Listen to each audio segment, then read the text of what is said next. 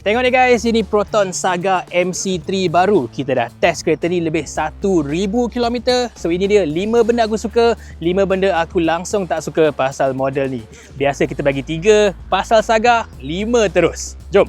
Pasal styling kereta ni not bad, smart juga. Secara jujurnya aku cakap, first time nampak aku rasa dia punya grill dia besar sangat. Tapi dah biasa, not bad. It's quite cool. Dan lampu depan dia full LED tau. Signal pun LED, dah lagi bagus daripada S70 baru. Dan dua-dua low beam and high beam dia pakai LED projector, even better dan Proton punya flagship model sendiri X90 tu.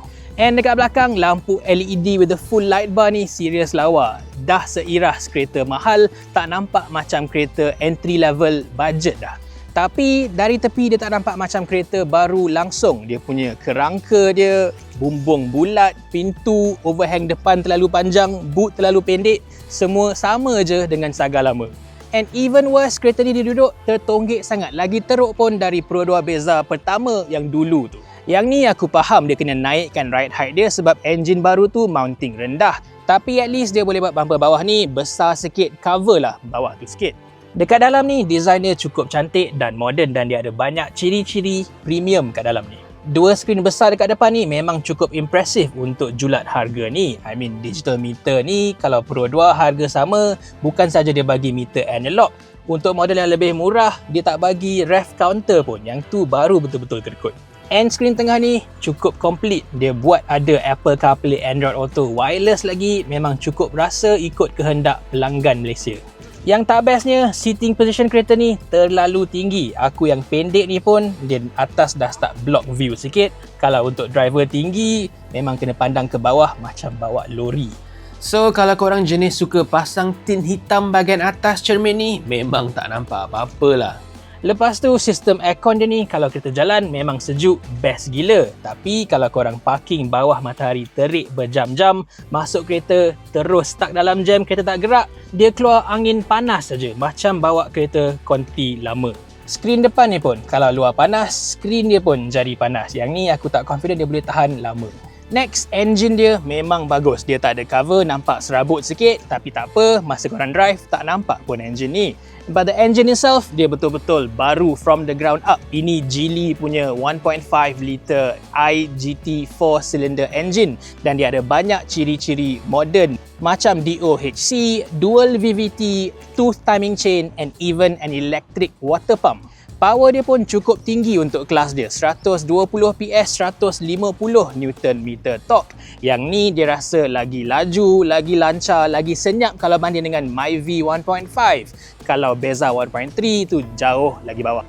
Beza 1 liter 3 silinder tu tak payah cakap lah. Even dia punya fuel consumption pun cukup impresif. Kita dah bawa kereta ni lebih 1000 km, dia average sekitar 6 liter per 100 km sahaja, hampir 17 km per liter. Tak jauh beza pun dari Beza 1.3. Tapi yang tak bestnya, enjin baru ni masih lagi dipadankan dengan kotak gear punch CVT yang lama. Memang betul dia dah banyak improvekan, so dia tak adalah seteruk Saga FLX dari 15 tahun dulu. Tapi sebenarnya dia lebih kurang sama je dengan Persona dan Iris dari 5 tahun lepas. Walaupun dengan enjin baru, bunyi gearbox dengan rasa dragging masa first nak jalan tu masih ada lagi. Karakter punch CVT ni memang tak lain sangat lah. Basically memang boleh rasalah CVT ni dia pakai startup clutch pack macam yang lama, bukannya torque converter like a newer, more modern CVT. Yang ni korang boleh nampak tengok RPM dia bila bawa 110 km sejam. Kalau 480 2800 RPM, CVT Punch ni 2600 memang lebih rendah. Tapi CVT brand lain macam Pro 2 dan Honda bawa 110 dia sekitar 2000 sahaja, jauh lagi bagus. Dan honestly lah kan, kalau stuck dalam jam lama-lama, aku lagi suka Saga dengan gearbox 480 dari Aisin tu banding dengan CVT Punch ni. Dia rasa jauh lebih smooth. Points seterusnya, ride and handling, dan bab ni Proton memang paling terror sekali. Ini kereta murah je, tapi handling dia lagi bagus daripada banyak kereta yang jauh lagi mahal pun. Bawa atas highway, dia rasa planted and stable, tak ringan sangat macam Beza. Lepas tu masuk dalam belakang, layan corner sikit, steering dia sedap, tak melayang macam Pro 2 tu.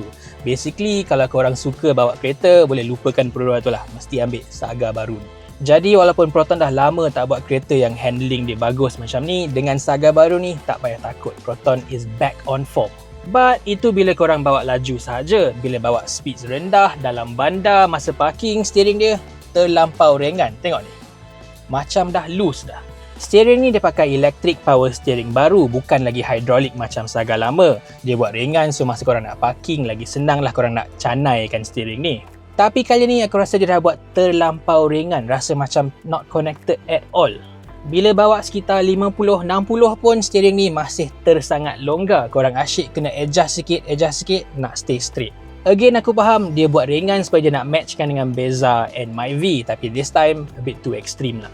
Last sekali, pasal harga dan value, tak boleh dinafikan Saga baru ni memang tak ada lawan lain di Malaysia. Harga dia lebih kurang sama dengan Pro 2 Beza, start dari RM39,000 sampai RM50,000. Tapi kena ingat juga, Pro 2 tu dia start dengan enjin 1 liter 3 silinder saja. Yang Saga ni daripada murah sampai ke mahal, enjin sama 1.5 liter 4 cylinders. Selain enjin pun, kalau korang compare apple to apple, variant to variant, Saga punya kelengkapan dalam dan safety semua lagi bagus dari Beza. Senang cakap, kalau korang tanya apa kereta murah yang paling berbaloi sekali sekarang yang dekat Malaysia, inilah dia, Proton Saga MC3. Yang aku tak suka pasal harga ni satu je, baru lepas bulan Proton dah tarik balik rebate RM1,000 untuk model ni. Biasanya untuk model-model Proton lain memang dia panggil launch early bird rebate, tapi dia akan panjangkan rebate ni terus, so korang beli 6 bulan, setahun lepas tu pun boleh dapat rebate lagi. Tapi untuk Saga baru ni pula, macam Proton tengok dia punya sales bagus, bookings pun melampau tinggi, dia terus rasa overconfident sikit. Pasal ni memang aku tak setuju lah, sebab untuk pelanggan Saga macam ni lah, rebate tu paling bermanfaat sekali untuk diorang untuk kurangkan down payment. So ini dia guys, review ringkas Proton Saga MC3. Korang setuju ke tak setuju? Kereta ni best ke tak best? Tulis kat bawah.